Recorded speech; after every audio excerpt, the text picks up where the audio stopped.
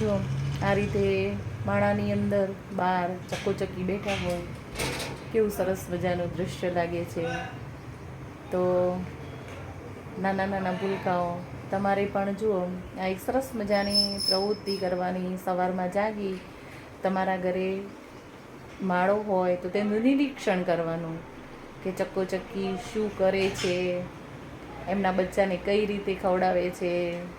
જો અત્યારે કેવું સરસ મજાનું દૃશ્ય લાગે છે.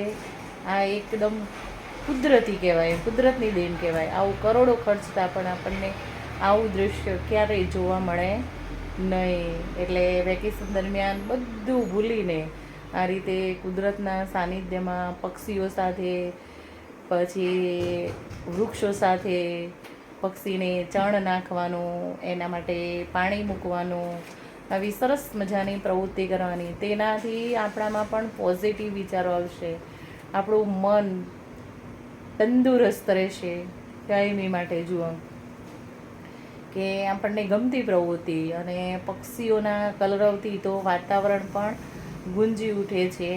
અને જેના ઘરે પક્ષીઓનો કલરવ હોય, કહેવાય છે કે તેના ઘરે પોઝિટિવ ઉર્જા ઉત્પન્ન થાય છે, નકારાત્મક ઉર્જાનો નાશ થાય છે. જુઓ કેવું સરસ મજાનું દૃશ્ય લાગે છે. ચક્કીબેન જે ચણનું કુંડું મૂક્યું છે એના ઉપર બેઠા છે, અને નીચે સરસ મજાનું કુંડું છે. આ પડદાની પાછળ મેં ચક્કી માટે હિંચકો પણ બાંધ્યો છે. જો હું અત્યારે તમને બતાવવા જાઉં તો ચક્કીબેન ઉડી જાય. એટલે તમારે પણ એક આ પક્ષીઓનું જતન કરવાની ટેવ આજીવન રાખવાની. જો એક દિવસ માટે નહીં, વેકેશન પૂરતું નહીં, પણ આજીવન એના માટે માળો બનાવવાનો, એના માટે પાણીના કુંડા મૂકવાના, એના માટે ચણની વ્યવસ્થા કરવાની. જો અને આ દ્રશ્ય જુઓ કેટલું સરસ, એકદમ મનને ગમે તેવું. અને આ જોઈ અને મને સરસ વિચારો આવ્યા, અને મેં મારી સ્વરચના પણ કરી છે, જે આની પહેલાંના વિડીયોમાં મેં મૂકી છે. કે મારા ઘરે મેં બાંધ્યો એક ચકલીનો માળો.